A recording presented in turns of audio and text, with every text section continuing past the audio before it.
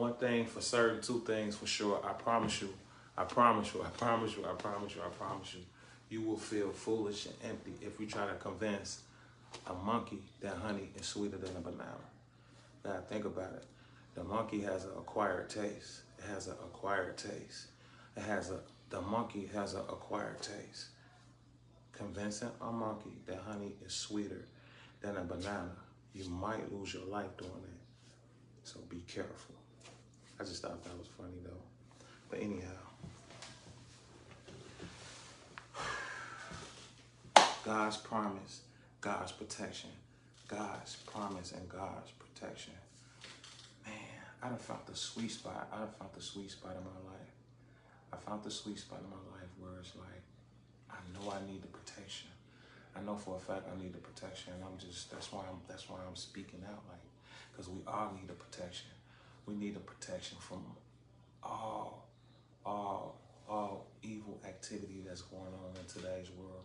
Today's world is filled with so much evil, so much confusion, so much narcissistic activity. We got AI taking over jobs. We got AI taking over people's minds. We got AI taking over our children's minds. It's just so important, you know what I'm saying, to get protection from God. Like, I mean, who can we trust? Who can we trust? We can only just like summon the source of all man, woman, and child. We have to summon the source up.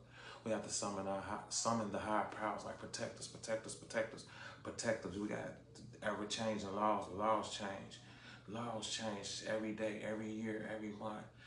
Last few years, we seen this whole country just flooded with different people from all different countries. You got wars over in Ukraine.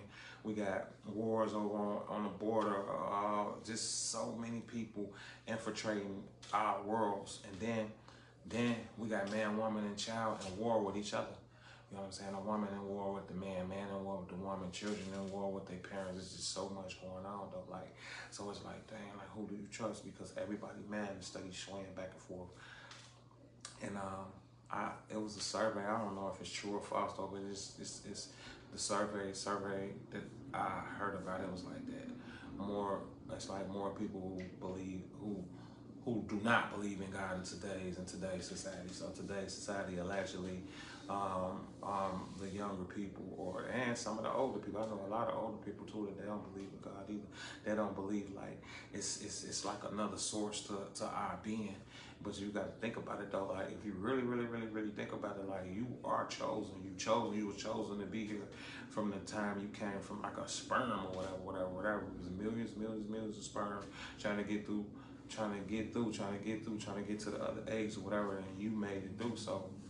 So biologically, you already chosen, you know. And then we got work to do while we're here. We got work to do while we're on Earth. We got work to do while we're on Earth, and we have to find our purpose. Sometimes we have multi-purposes. Sometimes it's like it's a bunch of tasks that we gotta complete. We got a bunch of tasks that we need to complete for the source. The source will be our creator. So the creator gave us a bunch of tasks that we should complete, some serious tasks that we need to complete before we leave Earth. And that's why we got the Bible, or that's why we got a Quran, or that's why we got the Torah, or that's why we got Saddyk, you know what I'm saying, which is the Buddha.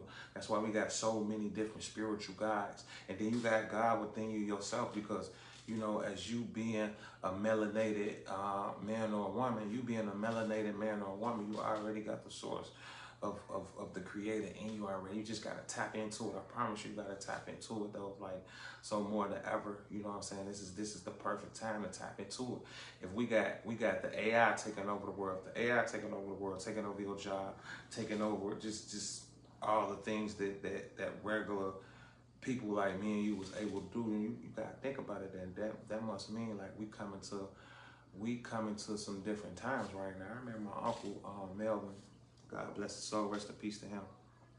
He used to be telling me about this stuff. I couldn't have been no more than 5 years old, and I'm 45 years old. He was telling me about, you know, artificial intelligence, like taking over the world at some point.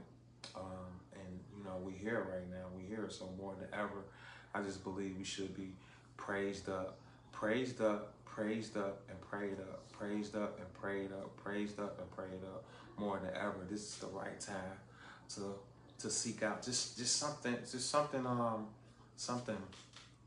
um, something resourceful, and God is the spirit, so it's spirit. So that's what you want to wake up.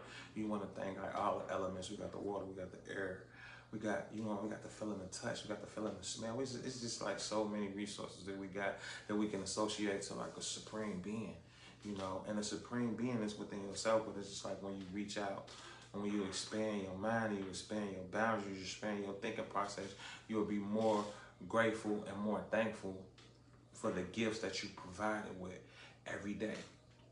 The gifts and the protection, but let's just pray for protection. Let's pray for protection. Usually in the summertime, things get a little wild. A lot of people that's not connected to God, what I'm saying, they feel a little lost. They feel a little confused, and they feel like hurting people. They feel like hurting people mentally. They feel like hurting people spiritually. They feel like hurting people emotionally. Misery, love, company, hurt people, etc., etc., etc., etc. But you want to reach out. You want to reach out to God for the protection. You don't necessarily got to go to church. You ain't necessarily got to read the Bible, but it will help. It will help you get closer to source. If you take on some extra additional instructions and some lessons and some different type of praises, you know what I'm saying, for your comfort, for your protection, so you can be guarded, so you can in every situation, it's you could pray for the knowledge, a certain knowledge to get out of a certain jam or a certain illness you might be fighting. So just don't totally disregard God, because by you seeking God, high power, higher energies, you can develop your mind to fight certain illnesses, no matter what the illness is. If you can get the knowledge, all knowledge is opportunity. All knowledge is opportunity. All knowledge is opportunity. AKIO. All knowledge is opportunity. So through God, by you seeking knowledge, you will have the opportunity to overcome a lot of stress, a lot of illness in your life, and just understand though, like the Creator is here for us. The Creator is here for us. It's a safe space and a safe environment on this side of things. And just understand though, if you stay praised up and you stay prayed up, you can get through things not only for yourself, you can get through things for your children. You can get through a lot of stuff for your loved ones. Because you will be able to provide them with the information. That's where the wisdom kick in. So the knowledge, you get the knowledge, and then the knowledge is just turned into wisdom, and all this can come through faith and prayer. Faith and prayer, faith and prayer. I was stripped down to everything. So this, I'm just gonna tell you how my life worked. Because I done been here multiple times. When I fight my biggest battles, I say, you know what? I say, God, just repair what you can repair, remove what can't be repaired. Repair what you can repair in my life, remove what you can't repair. So that's pretty much, I always ask God to do. I say, God, if I'm getting too much money, if I got too much provisions from God, or just He done provided me with all this stuff, and then I know deep down inside of my heart I'm being disobedient. I say, I'm being disobedient. I say, God, just take it all away from me and just strip me bare naked and let me start over again, and then rebuild me, God. Psalms chapter 91, verse 1 and 2. Whoever dwells in the secret place of the Most High will rest in the shadow of the Almighty. So that's exactly what I do. God, strip me, put me in a corner somewhere, and let me just rest in your shadow. Put me in a corner somewhere and let me just rest in your shadow. That's what I do every time. It never fails. I can have everything I be wanting to do. I travel all the places I want to travel. Provide me with all the cash I can desire. Provide me with everything. And I just ask for it to be take it all away, so I can see why I made the mistakes. So I get provided with all these things from God, and then I just become disobedient. This can happen over and over again. But this time, I know for a fact God got my attention for sure. By My sister being took away from me, it's like, okay then, okay, I got your attention, buddy. My sister always called me the golden child. She always was like, you know what I'm saying, you the one, you know, you could do better. So, you know, some of the things I was doing, some of my ways or whatever, wherever, I was pumped up with a lot of pride because I got provided with a lot of provisions and I made a lot of things look easy. But this right here, what I got going on right now, it's not gonna look easy. I want it. I'm that, and that's why I'm testifying. Like, you know, I asked for everything just to be taken away, take everything away, and then I want to start over. So this is where I am right now. I'm actually finna head to 12-hour prayer over at New Life Southeast. 12-hour prayer started at 12 o'clock this afternoon, and it ends at 12 a.m. So I had to work today, but I'm headed over to the church, and I'm gonna go get my prayer on. I gotta pray. I'm praying for everyone that's in my life, and even people that's not in my life, because I know more than ever I need the protection. I need an extra protective layer from myself, so I can continue to be obedient. So I can continue to be obedient. If I continue to be obedient, and then maybe others that's around me will understand, like, you have to be obedient. You have to be obedient to God in order to reap the benefits of this world. And then on top of that, this world is only temporary. This world is only temporary. None of us are immortal, regardless of what AI is saying. AI is now saying that, yeah, you can become immortal by 2030. Well, hey, if you got the money to have that type of insurance, to have those AI bots to take out the cancer cells in your bodies and heal you from different diseases and high cholesterol and whatever mental illness that you're facing or may face in the future, then maybe that's possible. But I don't think AI is going to be able to save you from like certain fatalities. I don't think it's going to happen like that. I think the only thing that's going to save you right now is aligning yourself with the kingdom of God. Now, if you want an extension of your life, you align yourself with the kingdom of God and you raise your spirit to a level of joy. And then once you raise your spirit to the level of joy, and then you can have the extension of life. So just understand, if you want to be renewed, you can ask the Lord to strip you of everything so you can dwell in his secret place. So you can become renewed again. You can renew your thought process. Let's start there. If you renew your thought process, what does that mean? That means that, once again, I'm gonna use myself as an example, and not saying that I'm perfect either.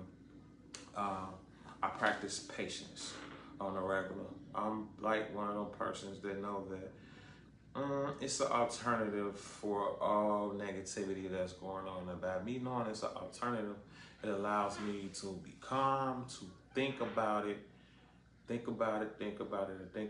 and then execute from there. You know, the calmness, because I don't want to overreact. I have been a young individual before, and I'm not a young individual anymore. And I used to overreact when I was younger.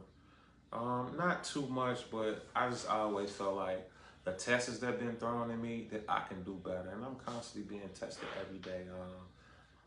And lately it's been more like, if I get thrown a curveball, or maybe somebody say something just like off the wall, or even do something that's, I deem like, you know, I don't think that's worthy of giving extra attention to. But just because I don't pay extra attention to it, or I don't argue with a person, or I don't scrutinize them, don't mean I ain't think about it and it didn't affect me. I just choose to not let it affect me to the point where I'm not carrying out my mission, you know, my mission from above. My mission from above is to be more rational and understand, like, dang, why did that person do this? Or why did that person say that? Okay, then it really ain't got nothing to do with me. It's a reflection of them and what they going through. And maybe I didn't offer the conversation they really want to talk about. It maybe, you know, sometimes I blame myself for a lot of different things, but I don't blame myself to a point where I'm like feeling sad or sorry for a certain individual. The only thing I can do is offer words of encouragement and words of advice and tell them the same thing that Psalms chapter 91 said, whoever dwells in the secret place of the Most High will rest in the shadow of the Almighty. So what that means is take a step back, whomever you are, take a step back, reflect on yourself, and then start there. Strip yourself of your pride, strip yourself of your greed, strip yourself of your filthy mouth, strip yourself of all the filth that you got going on, strip yourself from masturbation, strip yourself from the liquor, restrict yourself from just all the evil and ill things that you got going on. And then once you create that balance within yourself, and then and only then will you be able to find peace in that secret place in the shadow of God. So that's what we want to do. We want to be mirror images of God. Mirror images of God, because ultimately, we are the sons and we are the sons and we are the daughters of God at the end of the day. And like I say, I understand that more than ever. During my time on this earth, I just constantly been disobedient. And revelations and things to be clear put right in my face. Like, don't you understand that I help you do this? This how God be talking to me in my head. Like, now I help you do all this stuff. I help you get out of the city. I help you with your education. I help you with your children. I help you with your jobs. I help you with everything. I help you do all this stuff, and you can't be obedient to me for more than 30 days. You get all this stuff, you get all these blessings, and then you pump yourself up with pride. That's how God talked to me. Then I be like, dang, I did do that. Okay, God, just take it all away. Take everything away from me. Those who love me will love me with nothing. And that would be my personal conversation with God. And I've been doing this like for a long time. Some people might think like, oh, he just started reading the Bible. I've been reading the Bible, and I've been going to church since I've been about 15 years old. It's just, it looks different because I took myself through the school of theology. because I just love history. Yes, I done read the Quran backwards and forward. I done read some of the Buddhist books. I done read the Torah. I done read the Bible. I took myself to a school of theology first. So let's just start there, because even when I was in the streets, I always was like, man, it got to be a better way. Let me go lock myself away and study once again Psalms chapter 91, verses 1 through 2. Whoever dwells in the secret place of the Most High will rest in the shadow of the Almighty. So once again, I always took some personal time for myself to just try to understand things a little bit different from a higher authoritative perspective.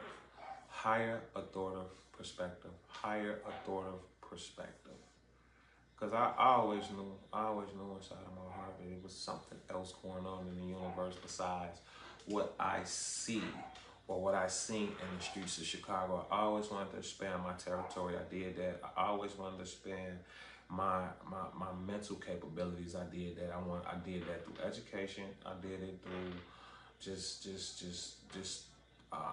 researching theology, the Bible for sure. I remember when I first got baptized. This was like 2001 October,